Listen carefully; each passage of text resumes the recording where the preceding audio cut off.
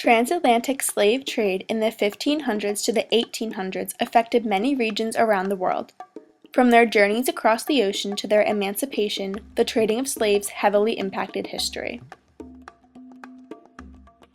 In the 1400s, Portuguese ships began to make expeditions to the African coast in search of gold, often carrying black slaves back to Portugal.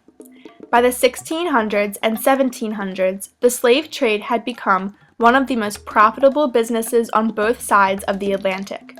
This map shows the major coastal cities involved in the trade in Europe, the Americas, and Africa.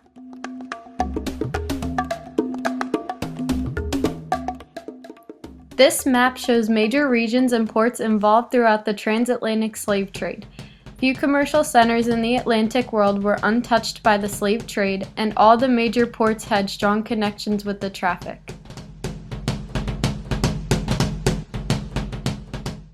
This map points out major coastal regions from which African captives left Africa.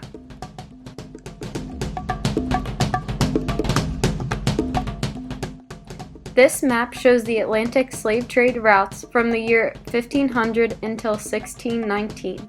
The arrows have the year that the trade routes were utilized.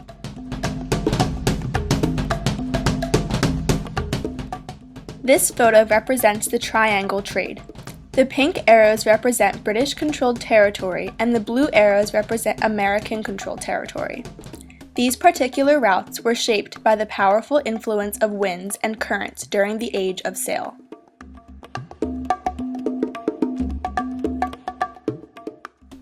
Slave trade routes from Africa to the Americas during the period 1650 to 1860 are shown on this map. It also shows the goods that were produced and traded along these routes.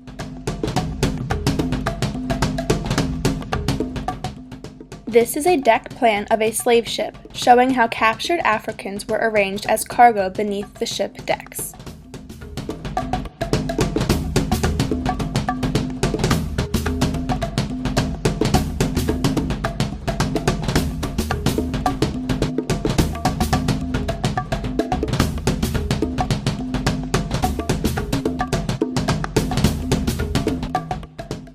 This document was a regulation of Virginia's slave trade in 1705.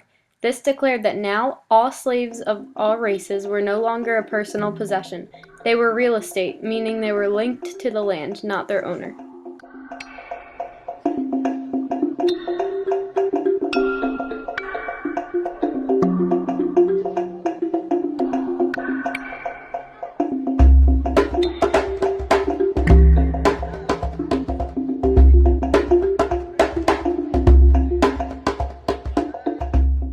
Once slaves were sold to Captain Bosman, they supplied their slaves with only bread and water 3 times a day. This was equal to the amount he fed his prisoners, which means his slaves were equal to his prisoners. They then board their ships naked, or possibly dressed if the owner was nice, to continue to their new owner's plantation.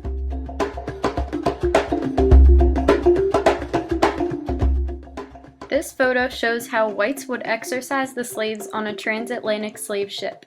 To preserve the human cargo on a slave ship, individuals were occasionally allowed up on deck for exercise and to provide entertainment for the crew. Note that the slaves are being quote-unquote encouraged by sailors holding whips.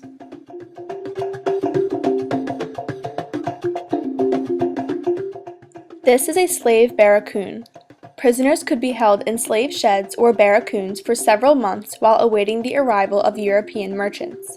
Slaves would be fastened to the roof supports by rope attached around their necks or woven into their hair.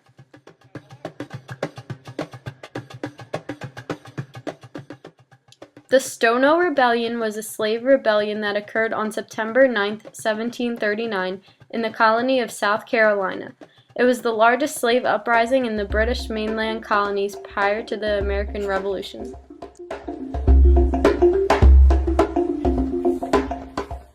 This photo depicts slaves being moved to the coast of Africa, destined for Saint-Domingue in 1786.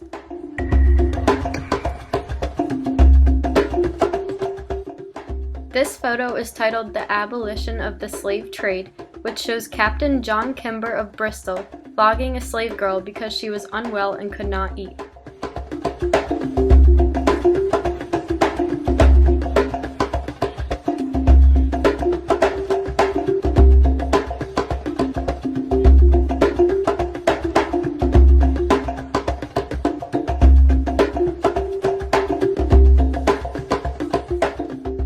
Olaudah describes his first impressions of the slave ship.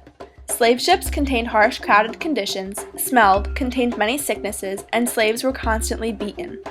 The slaves were all certain death would come upon them.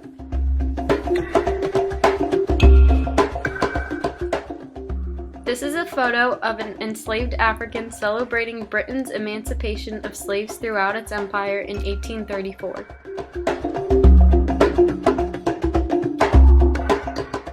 This photo is of the death of Captain Ferrer, the captain of La Amistad, a vessel owned by Spaniards. In 1839, Africans being carried aboard La Amistad from Havana, Cuba to Puerto Principe, Cuba, were led by a fellow captive in a revolt against their captors.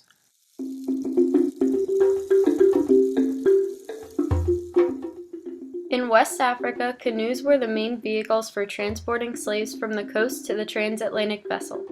According to the Illustrated London News, during the 1840s in Sierra Leone, such canoes could carry 200 slaves in their bottom. The dimensions of these canoes were about 40 feet long, 12 broad, and 7 or 8 feet deep.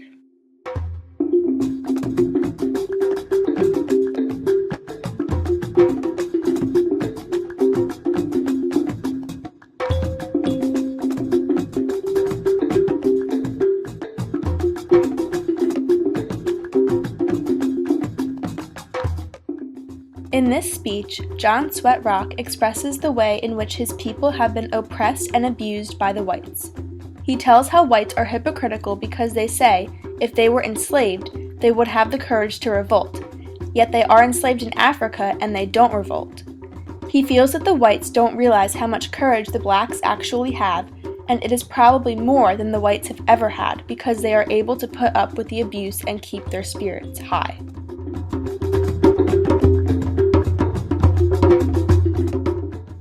This picture is of a slave auction. It was used as propaganda before the Civil War. Clearly, this propagandist was against slavery because in the photo, 2 African mothers are shown being auctioned to white buyers. This is a picture of a dealer inspecting a Negro at a slave auction in Virginia in 1861.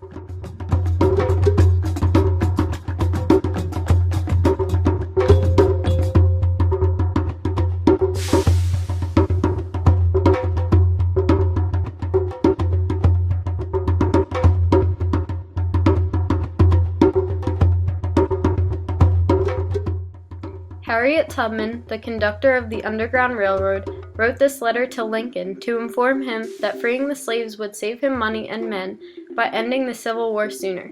She uses a metaphor of a biting snake to emphasize the fact that slavery is going to keep doing harm to the country unless he abolishes it completely. In the same year, he issued the Emancipation Proclamation.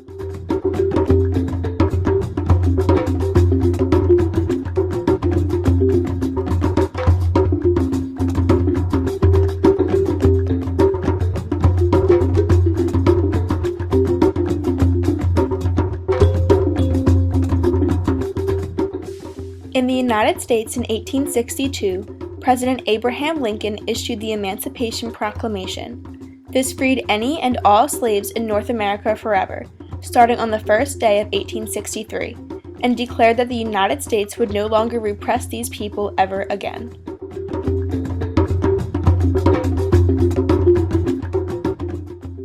This is a picture of African men and women in the field picking cotton. Although this is after President Lincoln proclaimed the emancipation of slaves, this scene evokes that even though slavery has ended, blacks are still sought to perform cheap labor and work in the fields.